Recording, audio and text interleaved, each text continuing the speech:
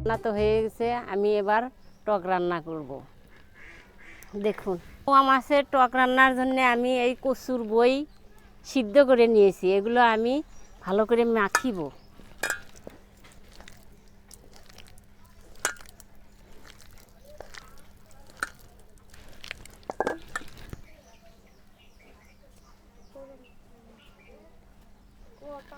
কড়াইয়ে তেল দিলাম,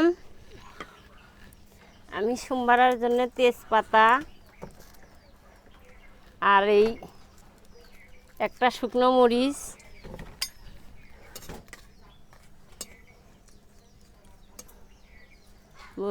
বন্ধুরা দেখুন অনেক প্রচণ্ড মেঘ করেছে, আমরা রান্না করতে পারি কি না পারি। আমি জিরে সোমবারা দিব।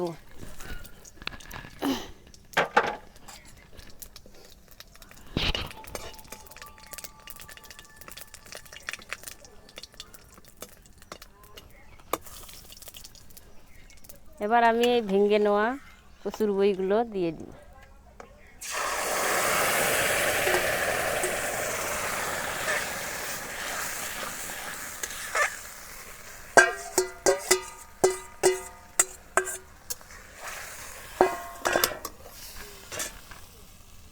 হলুদ,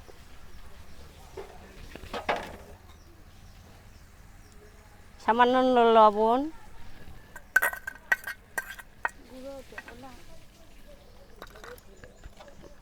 ঝাল একটু কম হয় আমি শুকনো গুঁড়ো দিয়ে দিচ্ছি।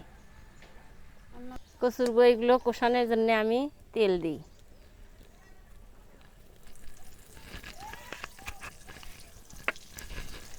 টক দিয়ে রান্না করব, কোনো মশলা দেওয়া লাগবে না।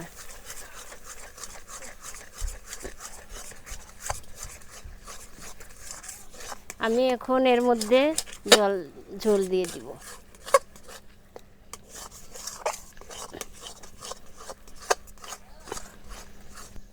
মশলা ধোয়া জল,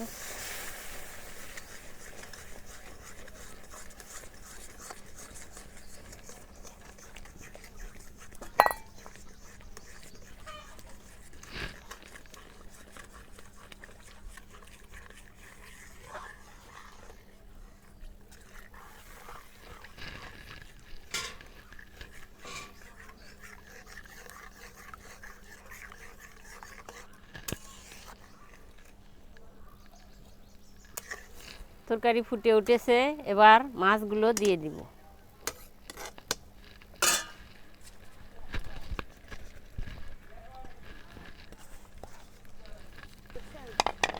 এবার দেখুন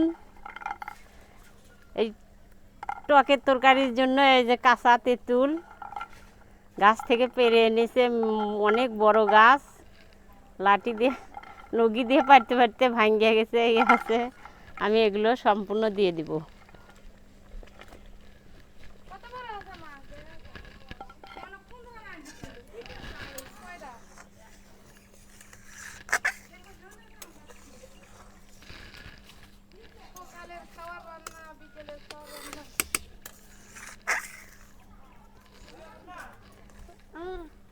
বেশিক্ষণ ফুটাবো না, এই তেঁতুল সিদ্ধ হলে আমি নামিয়ে নিব।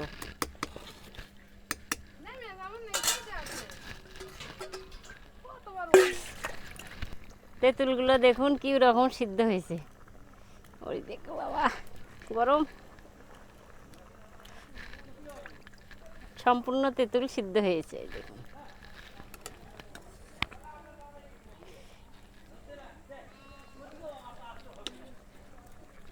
কিছু তেঁতুল ভাঙিয়ে দেই।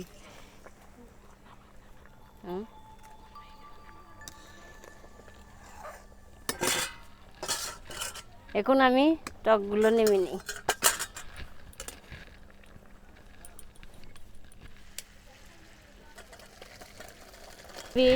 দুটো রেসিপি শেয়ার করলাম, এখন তাহলে চলুন খাওয়া দাওয়ার পর্বে দেখি কেমন হয়েছে।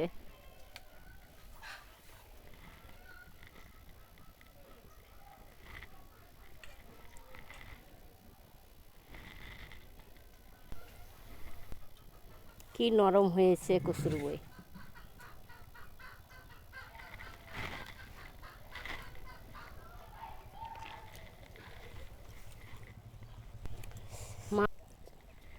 বাঘা তেঁতুল।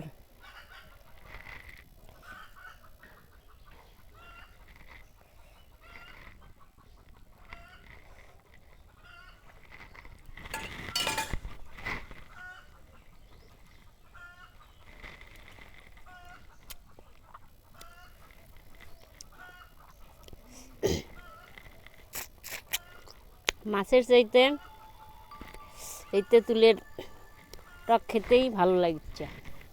বন্ধুরা, তাহলে আমার দুটো রেসিপি আপনাদের কেমন লাগলো? ভালো লাগলে অবশ্যই লাইক, শেয়ার, কমেন্ট করবেন আর চ্যানেলটি সাবস্ক্রাইব করবেন। আবার দেখা হবে। ধন্যবাদ।